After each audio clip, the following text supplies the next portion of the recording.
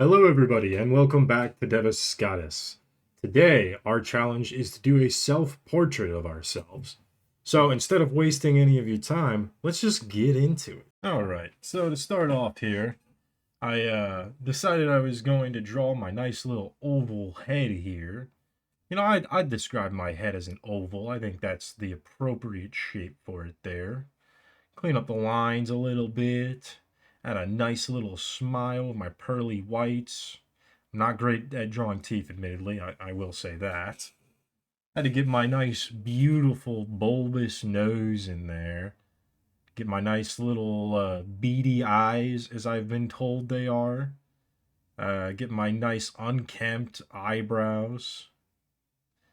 Then I realized that the nose wasn't quite right. Had to expand that a little bit.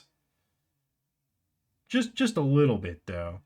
Had to get my hairline in there and get the rest of it in there as well while I was at it. In many ways, I'm kind of like a young Hihachi Mishima, I've been told. But I did say young Hihashi Mishima, so I do still have the top of my hair there. So had to get my nice middle part in there. You know what I'm saying? So the hair wasn't quite right. I had to expand it just a little tiny bit. Just a little tiny bit. Just so that people could really notice the hair, right? Because the hair is important. Hair means so much to so many people. Had to add my nice little double chin in there. And then get my neck so we know where we're going next. Decided I was going to start adding a little bit of color to it here so we could start to get a feel of what the end game is going to look like. Fix up the double chin a little bit so it is clear it is a double chin. Get my nice dark hair going. You will notice that coloring, it was a little shoddy if I'm being honest with you. But that's because coloring takes a lot of time, and quite honestly, I just didn't have a lot of time today. So we just we have to accept it. There's gonna be imperfections in everything, and imperfections in myself, imperfections in my art. Yeah, it's just the way it is. That's life. And sometimes people would say that, at least some people would say, that the imperfections is what makes art beautiful. I think Napoleon Wawa said that once. You know, Without the imperfections, can you really call it art? I don't know. That's not a question for me. That's a question for Wawa. So I colored everything in. Notice that I messed up the eye a little bit there with how I drew. Try putting the white in the back of my eyes there, like you're supposed to have. But I realized it made my eyes look too big, so I took them away.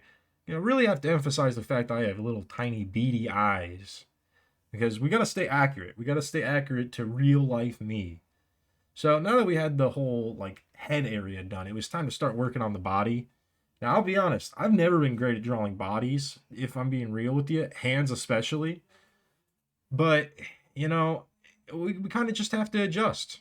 And so that I didn't have two weird looking hands in there, I adjusted and I just put the second hand behind my back.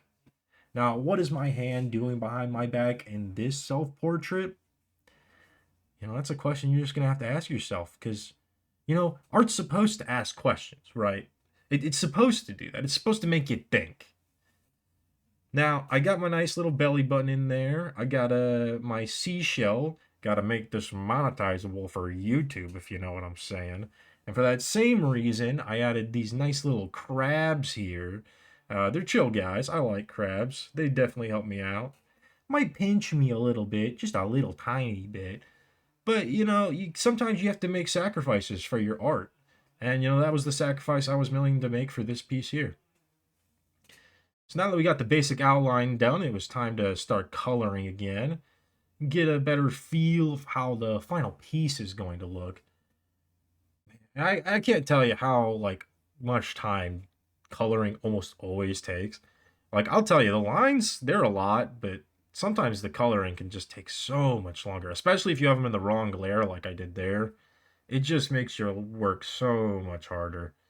Thankfully, with the layers like that, you can easily kind of switch things around, and it just makes your life so much easier. It's the reason I can't go back to like manual drawing, like drawing with a pencil and paper, because the amount of like benefits I get from this like digital drawing, oh, it's night and day. It like genuinely, I used to have like erase lines on all my pieces because I could not do things correctly, and it really, really pissed me off.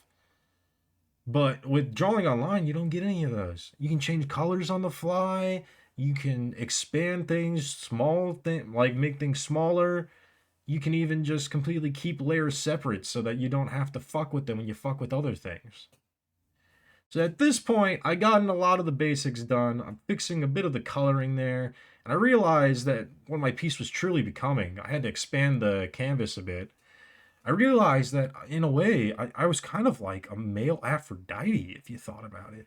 So of course I had to make it look like I was towards the shore, right? I had to get that like big rock that's always on the shore, and I have to have the waves coming around it. And as I was doing this, I kind of realized that that's also like the Little Mermaid, and it made me wonder if like the Little Mermaid and Aphrodite were supposed to be connected in a way. Yeah, I don't know. I don't understand the Greek myths like that. But at this point, I started trying to draw the waves, and I'll be honest with you, I'm not good at drawing waves. I've never been good at drawing waves. It's not really my thing. But all things considered, I think the waves came out pretty good. You'll see I got a bit of the foam on top or whatever you'd call it. Got a bit of color to it. It looks pretty good for someone who doesn't draw waves, I gotta say. Now, at this point, we had to add a very important thing to the piece body hair, because man, do I have a lot of it, much to my own dismay. If I had a choice, I wouldn't have any body hair. But, it's not my choice, and I unfortunately have to live with it. And you know what? In the piece, it's got to be accurate to real life, so we add it there. And just like that, our piece is done. Isn't he beautiful?